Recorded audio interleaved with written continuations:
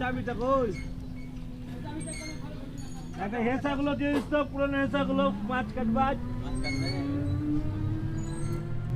WhatsApp বন্ধুরা, কেমন আছো সব? আবার শুরু করে দিয়েছি একটা নতুন ব্লগ। আজকে দেখতে পাচ্ছ আমার পিছনে আমার বর্দা আছে, পাশে মা রয়েছে, এই দেখো বড় জেঠু, বড় মা, আর ওই যে সামনের গাড়িটা দেখতে পাচ্ছ, সামনের গাড়িতে রয়েছে, একটু দূরে রয়েছে সামনের গাড়িটা, তো সামনের গাড়িতে রয়েছে আমার ভাইপো, বৌদি এবং সহকাকার পুরো ফ্যামিলিটা।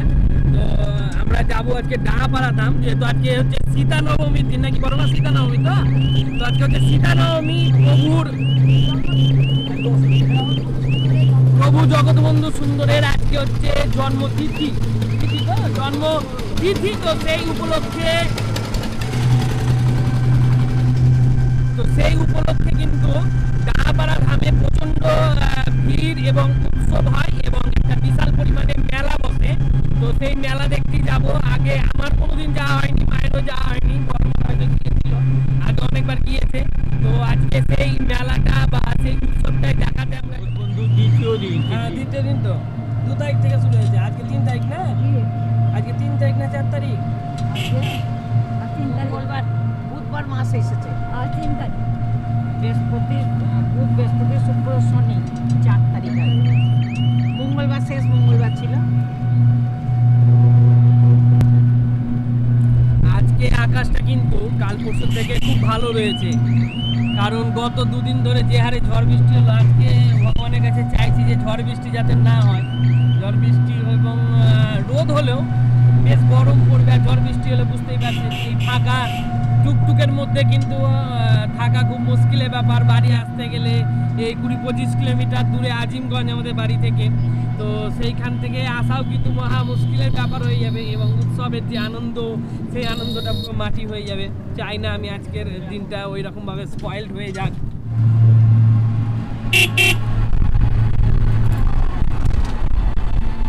এই তুমি যাচ্ছিস? হ্যাঁ, তোদেরকে টক্কর দিল। আর আমারও ভালো হলো, টক্কর দিল বলে আপনাদেরকে দেখানো হলো যে আরো কে কে সঙ্গে আছে। জগৎবন্ধু, আমরা চলে এসেছি জগৎবন্ধু ধামে, আর আজকে এটা আমার ভাইপো অতীন সঙ্গে আছে। আর সামনে দেখছো জগৎবন্ধু মন্দির, সেই উঁচু বড় চূড়াটা, যেটা কিছুদিন আগে এসেছি, অনেক ভিডিও করেছি এই জগৎবন্ধু ধামের ব্যাপারে। সীতা নবমীর দিন, এই সীতা নবমী হলো প্রভু জগৎবন্ধু সুন্দরের জন্মতিথি এবং সেই তিথি উপলক্ষে এখানে বিশেষ বড় অনুষ্ঠান করা হয়। প্রভুর যে জন্ম বৃত্তান্তটা আমি বলতে চেষ্টা করেছিলাম, সেটা হলো উনি যে জন্মগ্রহণ করেছিলেন সেটা কোনো নর্মাল যে জনিগত জন্ম সে না, আসলে যে কোনো ভগবান শ্রীকৃষ্ণেরই যে কোনো অবতারই আসুক তা কিন্তু নর্মালভাবে হয়নি, আমাদের নর্মাল মানুষের মতো নয়।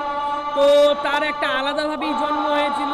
শোনা যায় যে তেনার প্রথমে বাসস্থান ছিল নাকি তার বাবার বা পিতৃপুরুষের বাংলাদেশে, এবং তারপরে তারা বা তার বাবা মা চলে আসে এইখানে, এই ডাহাপাড়াতে, এবং ডাহাপাড়াতে আসার পরেই কিন্তু তাদের সমস্ত যে মানে কি বলবো, যেসব লীলাগুলো জগৎবন্ধু সুন্দরের সেগুলো ঘটে।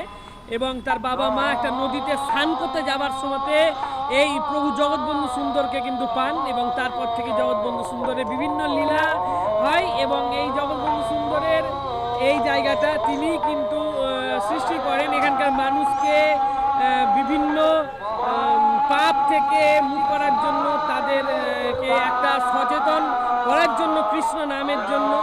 তো এটা খুব ভালো লাগছে যে আমাদের এখানে জগৎবন্ধু একটা ভালো জায়গা রয়েছে। বাবা এসো, এসো জেঠু।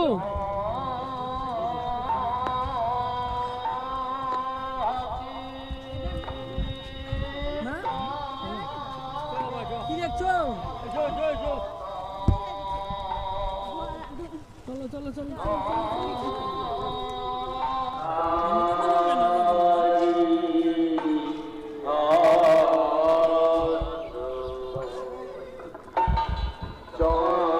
ভিড় হয়নি নাকি গো এবার? মা, ভিড় হয়নি নাকি এবার? হয় না সকালবেলা বলে বেলা হোক। হ্যাঁ, আসলে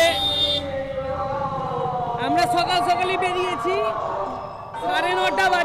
দেখে মনে হচ্ছে যেন বিশাল বেলা হয়ে গেছে। তিলকটা দিয়ে যাবে এটা তিলক দিছিল, তিলক আমাকে বলছে তিলকটা দিয়ে যাবে এটা, তাই বলছে তিলকটা দিয়ে যাবে এটা, তাই বলছে ধরে নিয়েছে কাকিমাকে। কাকিমা তিলক নিলেন? বলছে তিলকটা দিয়ে যাবে এটা, তাই বলছে।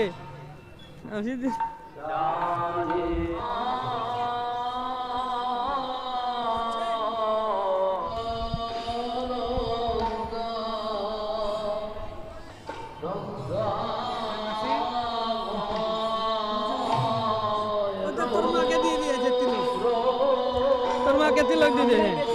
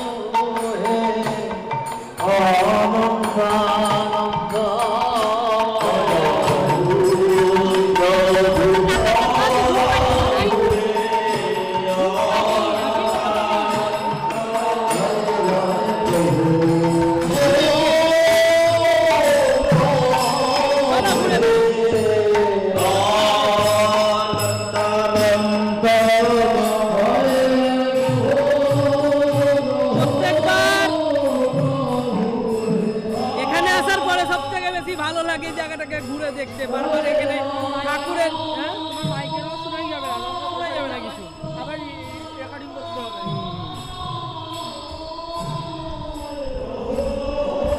ঘুরে বলবো না, গন্ডগোল হয়ে যাবে, কিছুই বুঝতে পারবো না।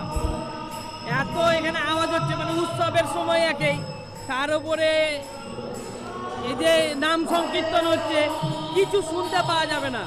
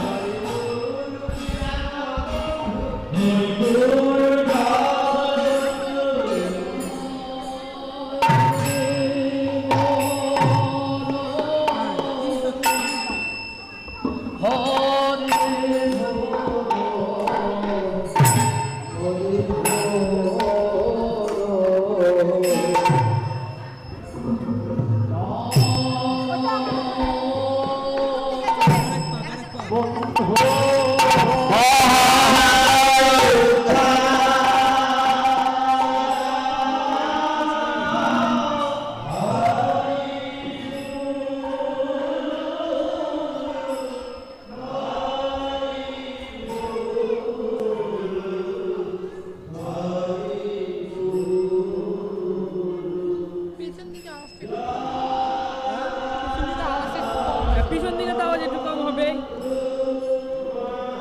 এই জায়গাটা যখন আগে আসতাম প্রচন্ড শান্তি পেতাম, এখনো পাই, অন্যান্য যে সব জায়গাগুলোতে যাই ধর্মক্ষেত্র কিংবা এরকম মহাপ্রভুর জায়গা আছে তার থেকে সব থেকে বেশি আমাকে কিন্তু এই জায়গাটাই ভালো লাগে। আর এই যে পরিক্রমা বা প্রদক্ষিণ এটা কিন্তু আমাকে একটা মানে ছোট থেকেই আমার একটা আকর্ষণের একটা ব্যাপার ছিল। আজকেও কিন্তু সেইটা রয়ে গেছে এবং যতবার আসবো আমি যেটাকে প্রদক্ষিণ করবই করবো।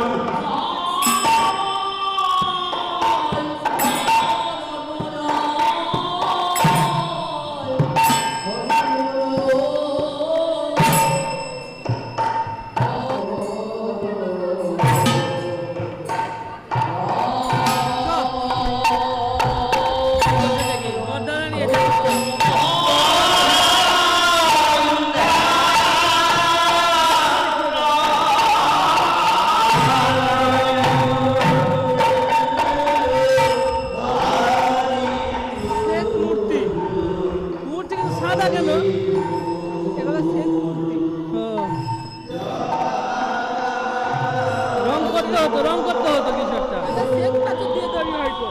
শ্বেত বলে রং করেনি। হ্যাঁ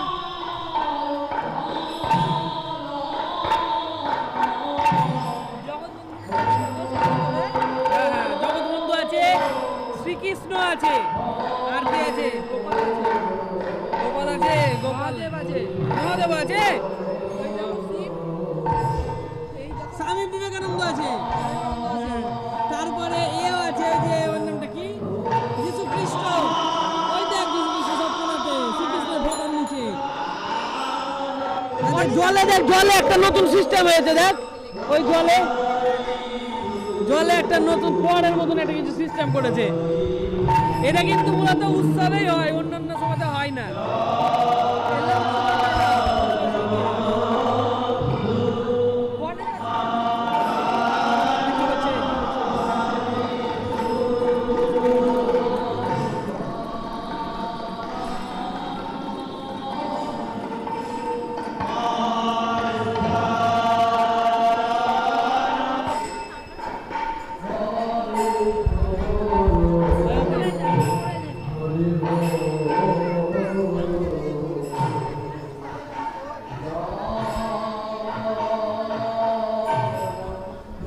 এই যে সামনের এই বাড়িটা কার বল?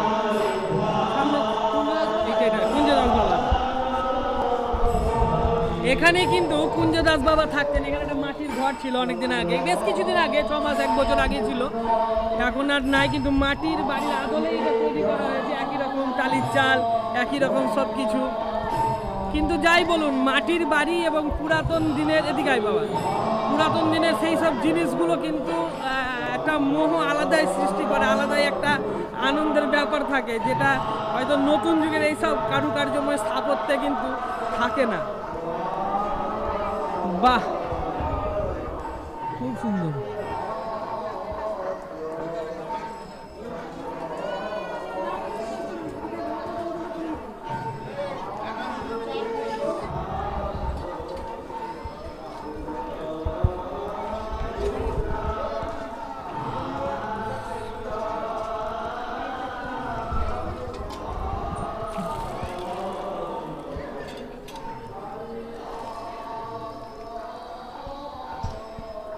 এখানে আগে গোয়াল ছিল, গোয়াল। আমার পিছনে এই যে ঘরগুলো দেখছেন, এই ঘরগুলোতে কিন্তু আগে গরু রাখার জায়গা ছিল। এখন জানি না, এখন গরু আছে অবশ্য, ওই দিকটাতে আছে, যে দিকটাতে মেলা বসেছে সেই দিকটাতে এখন গরু রাখা হয়। আগে পায়েস টায়েস সবই দেওয়া হতো, এখন দেখি কি কি ব্যবস্থা করা হয়েছে এখান থেকে। কিন্তু এখন যে কর্মকর্তা বা কাজ করার লোক, সেই সব লোকেরই এখন প্রধানত অভাব হয়ে দাঁড়াচ্ছে, কারণ যে যুব সম্প্রদায় সেগুলো এগিয়ে খুব কম আসছে। আমাদের ওদিক দিয়ে যাওয়া উচিত ছিল। হ্যাঁ, এইখানেও আছে, দেখেন সামনে বাগান আছে, এটা সূর্যাস্তের পর বাগানে যাওয়া নিষেধ। তবে একটা জিনিস এখানে যেটা সব থেকে ভালো লাগছে আমাকে এত বছর পরে এসে, যে এখানে বাথরুম বা পায়খানা এসব জিনিসগুলো কিন্তু মানে বেশ বন্দোবস্ত করে রাখা আছে। এটা হচ্ছে সাধন ক্ষেত্র, বিভিন্ন পঞ্চবটী বন, বিভিন্ন সাধকদের সমাধি এখানে আছে এবং বিভিন্ন গাছ আছে, যার মধ্যে প্রভুর একটা প্রিয় ফল চালতার আচারের জন্য, মানে প্রত্যেক দিন চালতার আচার প্রভুর ভোগে লাগে, তো সেই আচারের জন্য চালতা ফলের গাছও এখানে রয়েছে। সামনেটা আপনাদের দেখাচ্ছি, ওই দেখো ওই গাছটা, হ্যাঁ এই যে এটাও চালতা গাছ, আর এগুলো বিভিন্ন সাধকের সমাধি ক্ষেত্র এগুলো।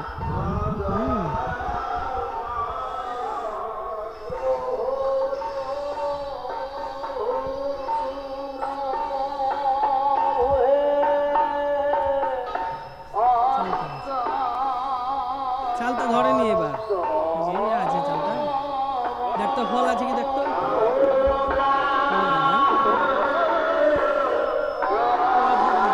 এটা হচ্ছে চালতা পাতা।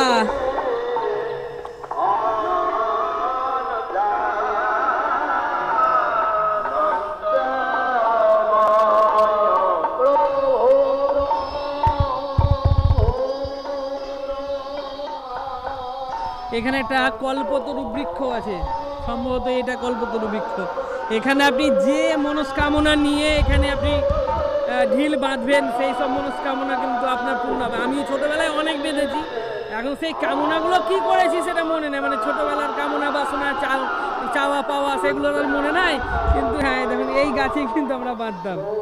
এই গাছটা মনে হয় এটা নতুন হয়েছে, আগে হয়তো অন্য গাছ ছিল, কিংবা হতে পারে বেশিরভাগটাই ভেঙে গেছে। এই গাছটা কিছুটা অংশ পড়ে আছে, বলতে পারছি না কি পরিস্থিতি বা কি আছে এখানে।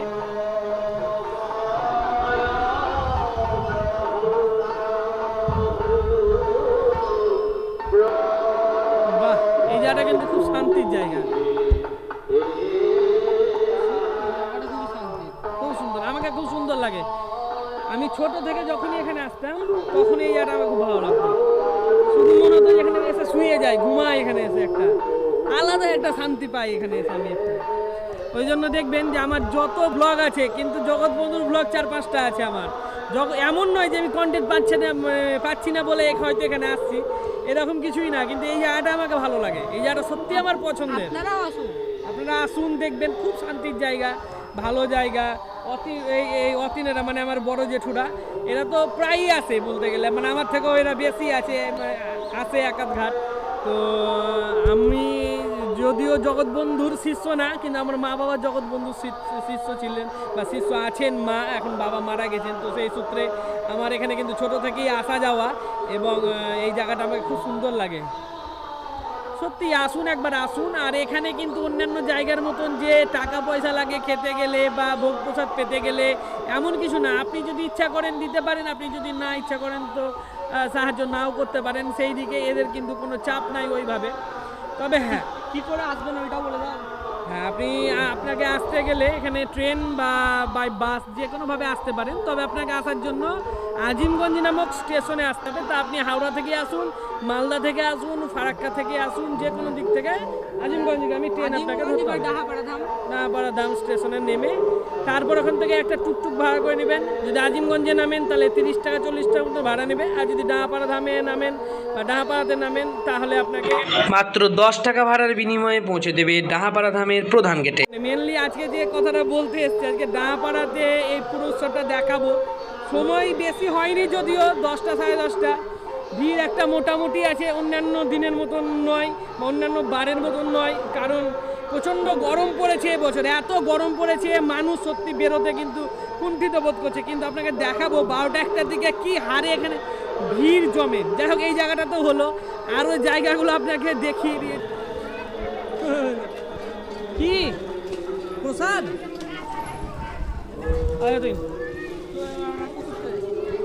চলো চলো চলো, ওর নিমতে নিচ্ছি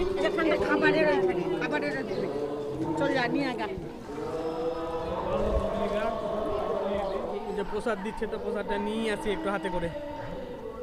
ঠাকুরের প্রসাদ অনেক বছর খাইনি। কোথায় আছে ওইদিকে?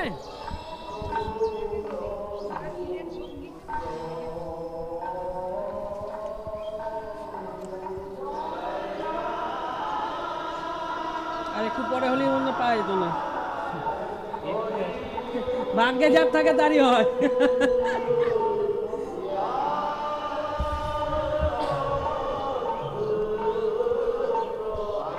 এটা বলে একটা খাওয়ানো হতো। হ্যাঁ এখানে আগে খাওয়ানো হতো। হ্যাঁ এখানে আগে খান মানে এখনো খাওয়ানো হয় এই জায়গাটাতে, কিন্তু উৎসবের সময় বিশাল লোকজন জমে তো ওই জন্য বাইরে খাওয়ানো হয়। দাঁড়াও দিন হাত ধুয়ে যাবো। আর প্রসাদ জানেন তো, দেখলেন তো প্রসাদ প্রায় শেষের দিকে, তো প্রসাদ যার ভাগ্যে থাকে সে ছাড়া কিন্তু পায় না। তো আমি আসছিলাম তো বড় মার মা খুব ডাকছে, তো যাই যাই প্রসাদ নিয়ে যা, প্রসাদ পেয়ে গেলাম।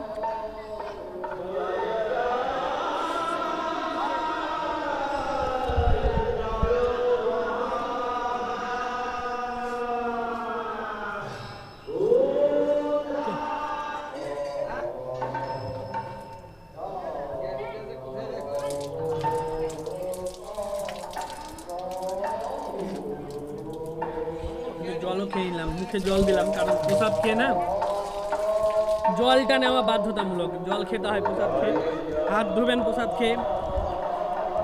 কথাতে আছে প্রসাদ খেয়ে যে না খাই পানি সে হয় নানা স্থানী, তো প্রসাদ খেয়ে খেতে হবে পানি।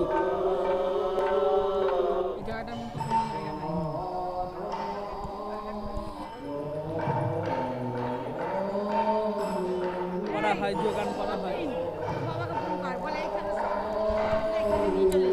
সামনেই দেখো, সামনে বাথরুম। হ্যাঁ জল বাথরুম সবই আছে এখানে। খাবার মুড়ি কি দিয়ে বাবা? মুড়ি তো খেলাম। মুড়ি খাবি না? এবার কি খাবো? মুড়ি খেয়ে এসছি তো আমরা। সামনে খাবো না? তুমি খাবা? হ্যাঁ বসু ফোন কর, এখানে যাবে। ওই দেখো ওই দেখো বদ্দা, ওই দেখো। এই দেখো এই দেখো ওই দেখো, আর এইখানে নিয়ে আয়। আমি দাঁড়িয়ে আছি তো, যা। আমি কি করবো? হবে না?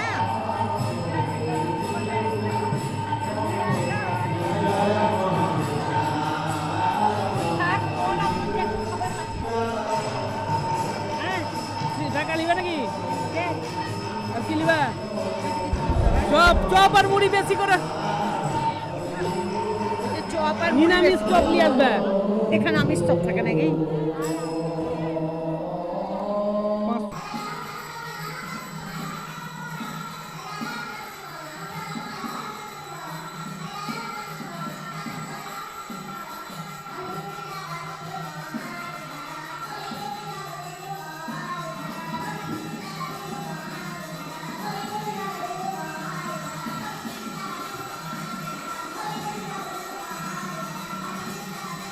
মায়েরা গিয়েছে আমাদের জন্য খাবার আনতে, ফোন করলাম তো কোনো পাত্তা নাই, বলছে বর্দাকে খুঁজে পাচ্ছি না।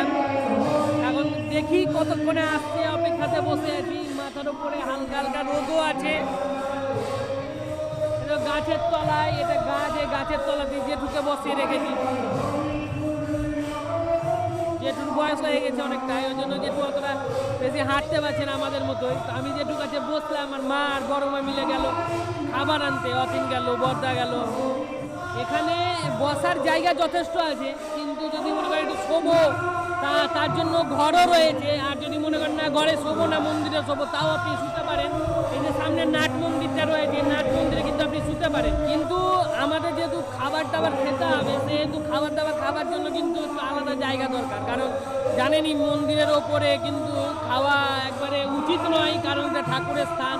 তো সেই হিসাবে আমরা সেই মন্দির, নাট মন্দিরের বাইরেই বসে আছি। দেখুন নাট মন্দির, আর এই নাট মন্দিরের বাইরে কিন্তু আমি আর জেঠু দুজন মিলেই বসে আছি।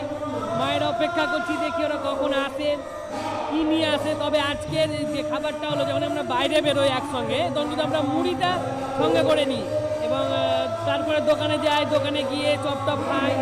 মানে ওটা একটা আনন্দ ধরুন, মানে তেলে ভাজা বা গ্যাস হবে এরকম কোনো ব্যাপার আমরা মনে করি না, তখন অন্তত মনে করি না। কিন্তু বাড়িতে চপ টপ সিঙ্গারা এগুলো কিন্তু খাওয়া সম্পূর্ণভাবে আমাদের নিষিদ্ধ রয়েছে। এখন আমরা যাচ্ছি রান্নার জায়গায়, যেখানে বড় বড় রান্না হয়। এই যেখানে খাওয়াবে সেই রান্নার জায়গাটা দেখতে। চলুন রান্নার জায়গাটা দেখে আসি, যেখানে রান্না বান্না করে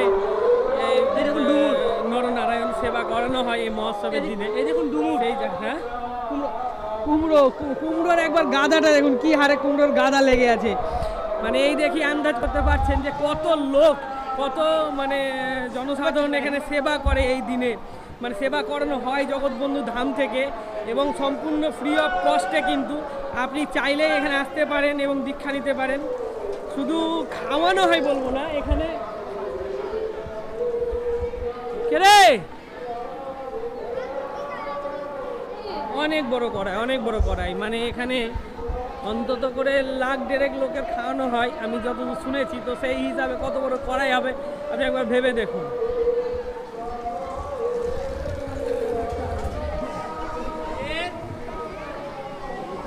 এটা দানের জায়গা, আপনি ইচ্ছা করলে এখানে দান করতেন সম্ভবত। আস্তে আস্তে ম্যাডাম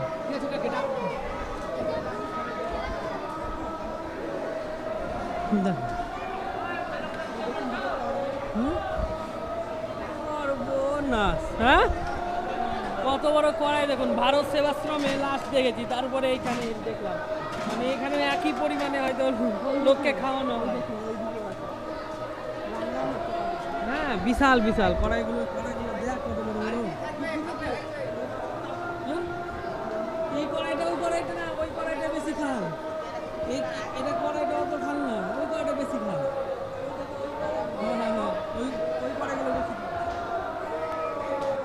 কলে বর খাটো নয়, কত মন প্রায় ওজন? 1 মন প্রায় ওজন। এই সেই ব্যাপার হলো, মানে ওই রকম সেই গল্প কথার মতনই, কবিতার মতনই এখানে মানে অত বড় আয়তনের লোক লাগে, মানে লোক এখানে জমায়েত হয় এই দিনে। দেখুন একবার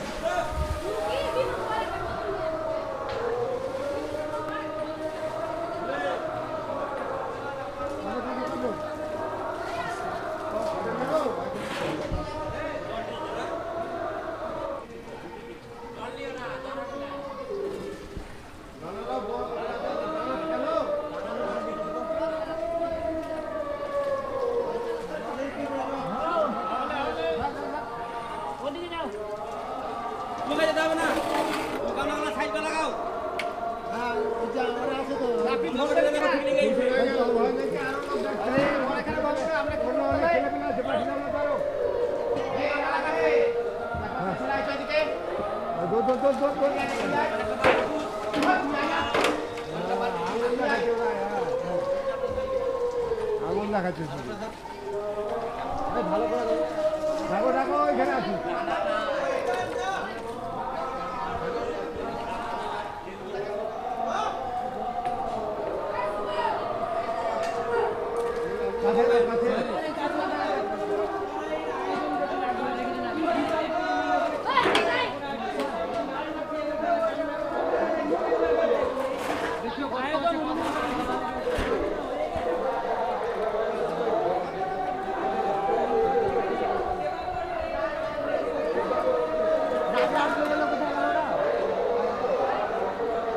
এই মুহূর্তে আমি গুটি গুটি পায়ে চলে এসেছি সেই জগৎবন্ধু ধামের রন্ধনশালাতে, যেখানে সীতা নবমীর সময়তে কিন্তু জনসাধারণকে বা নরনারায়ণ সেবা করানো হয়, বা অনেকে এটাকে ভক্ত সেবা বলে থাকেন। এটা সম্পূর্ণ ফ্রি অফ কস্টে।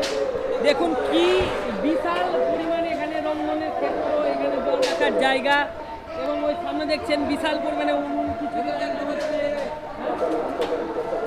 এই দেখুন। এবং এখানে যেসব সাধারণ ছেলেপিলে আছে, মানে আমাদের গ্রামের আশেপাশে ছেলেপিলে, তারাই কিন্তু লোকাল মানে ছেলেপিলেরাই বেশিরভাগটাই সাহায্য করে। জানি না এর মধ্যে হয়তো যে বাইরের কোনো ভক্ত থাকতে পারে। কড়াইগুলোর আয়তন একবার দেখুন, তাহলে লক্ষ্য করতে পারবেন যে, বা চিন্তা করতে পারবেন, ধারণা করতে পারবেন যে কত বিশাল পরিমাণে এখানে লোকের জমায়েত হয়। হ্যাঁ বলুন দাদা। খাবারগুলো আছে দেখিয়ে দেন না, কোথায় রাখা আছে, কিভাবে রাখা আছে। খাবার রাখা আছে, কোথায় রাখা আছে ভিতরে? তো এই দেখো খিচুড়ি, হ্যাঁ খিচুড়ি তরকারি। এখানে ওই রামনবমীতে কত ধরনের তরকারি হয়? এক ধরনেরই না আরও কিছু থাকে এর মধ্যে? সবজি হয়, মানে একটা হয় 5 তরকারির মতো।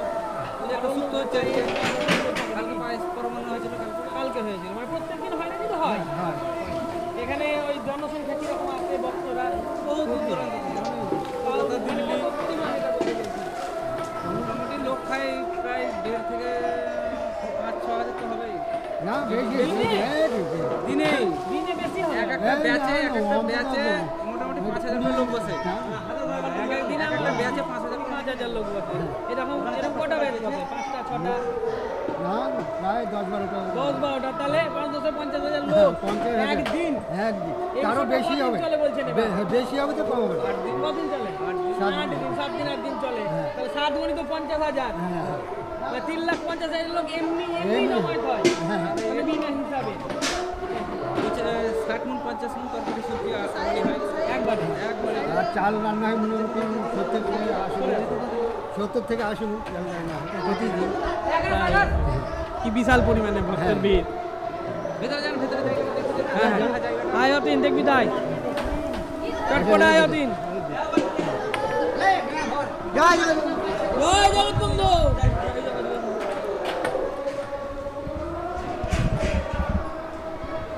এটা হচ্ছে সেই ভাত তরকারি পরমান্ন রাখার জায়গা। হ্যাঁ, এই দাদা আমাকে নিয়ে এলেন সঙ্গে করে। দাদা আপনার নামটা কি? আমার নাম হচ্ছে দিলীপ মন্ডল। দিলীপ মণ্ডল। তো দিলীপ বাবু আমাকে নিয়ে এলেন সঙ্গে করে এই জায়গাটা দেখানোর জন্য। আমি তো পালিয়ে যাচ্ছিলাম রঙ্গল ক্ষেত্রটা দেখার পরে, তো বললেন যে এখানে এই জায়গাটা দেখো যে কি বিশাল পরিমাণে এখানে অন্ন রাখা হয়, পরমান্ন রাখা হয়। এই দেখুন, এটা হচ্ছে সে অন্ন বা ভাত রাখার জায়গা। এটা কি ঠাকুরের ভোগ করার পরে তারপরে দেওয়া হয়? হ্যাঁ ভোগ করার পরে দেওয়া হয়, ওখান থেকে ভোগ আসবে, মেশানো তারপরে হবে। ওখানে দিয়ে হ্যাঁ হ্যাঁ, তারপরে তখন ভক্তদের খাওয়ানো হবে। হ্যাঁ তাই তো, তার আগে তো হবে না। দেখুন এখানে কটায় 4টে জায়গায় এখানেই পরপর, আর এগুলো সব তরকারি রাখার জায়গা। তরকারি পরমান্ন যেগুলো থাকবে। বাহ, খুব সুন্দর খুব সুন্দর। আমাদের বাড়ি জঙ্গিপুর। হ্যাঁ আমার বাড়ি জঙ্গিপুর। আপনি গ্রামেরই নাকি? হ্যাঁ আমি ঠিক বুঝেছি।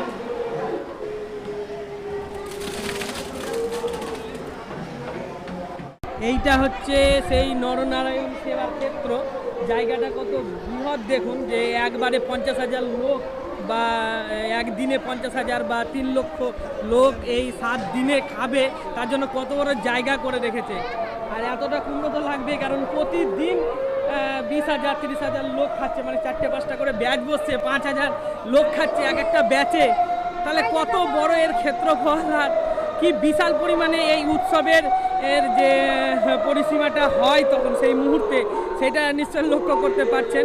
আমি আমন্ত্রিত করব আপনাদের যে আমার এই মুর্শিদাবাদে আসুন, এবং এই ডাহাপাড়া না, এই ডাহাপাড়ার পাশে কিন্তু কিরিটেশ্বরীও আছে। আমি আগেও বললাম, কিরিটেশ্বরীতে এসেও কিন্তু আপনারা ভ্রমণ করতে পারেন। ধরুন এতক্ষণ আপনাদের জগৎবন্ধু ধামের বিভিন্ন জায়গা ঘুরে দেখালাম, এবার আপনাদেরকে মেলাটা ঘুরে দেখাই যে মেলার কি পরিমাণে বিস্তৃতকরণ হয়েছে। যদিও আজকে অত বড় মেলা হয়নি।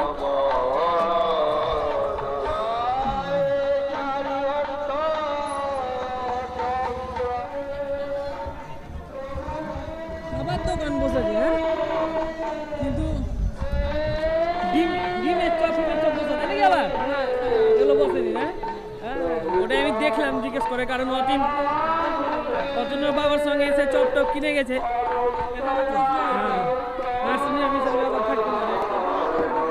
কি হলো, ডিম ফিম লেখা আছে নাকি? না, মোমো লেখা আছে। চিকেন রোল আছে রে, তা কি করে থাকে চিকেন রোল? হ্যাঁ তা তো থাকা উচিত না, চিকেন রোল টিকেন রোল। হ্যাঁ ওই দেখুন, এটা হচ্ছে দ্বিতীয় গেট, জগৎবন্ধু ধাম ঢোকার দ্বিতীয় গেট এটা। আমি ভাবতে পারিনি যে জগৎবন্ধু ধামে, যেখানে মানে বৈরাগ্যের একটা সূচনা আছে বা শ্রীকৃষ্ণের সঙ্গে সম্পর্কিত যে ধাম, সেই ধামে যে চিকেন এই সব থাকবে, তো সেই সবগুলো আমি ভাবতেই পারিনি। হ্যাঁ মানে ভাবা একটা অসম্ভব ব্যাপার। কোন দিকে যাবো? শেষ হয়ে গেল এইটুকুই মেলা? এখানে কি বসেছে? এখানে ড্রাগন ড্রাগন এগুলোতে চেপেছি আমি। এগুলোতে আমি যাবিনি। চেপেছি এগুলোতে, সুপার ড্রাগন ট্রেন চেপেছি এগুলোতে আমি যাবিনি। নাগরদোলাটা বড় কত? আমার থেকে বড় করেছে। এই রাস্তায় আবার খাটা মূর্তি। হ্যাঁ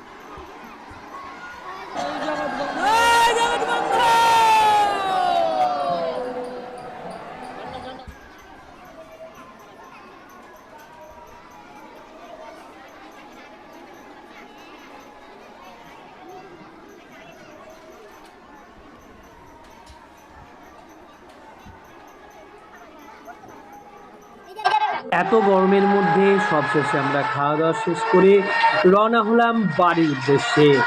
আর এত গরমে আজকে আর বেশি কথা বলতে ভালো লাগলো না, তাই ভিডিওটির হ্যাপি এন্ডিং এখানে ঘটালাম। যদি ভিডিওটি ভালো লাগে অবশ্যই চ্যানেলটিকে লাইক, শেয়ার এবং সাবস্ক্রাইব করতে ভুলবেন না। ধন্যবাদ।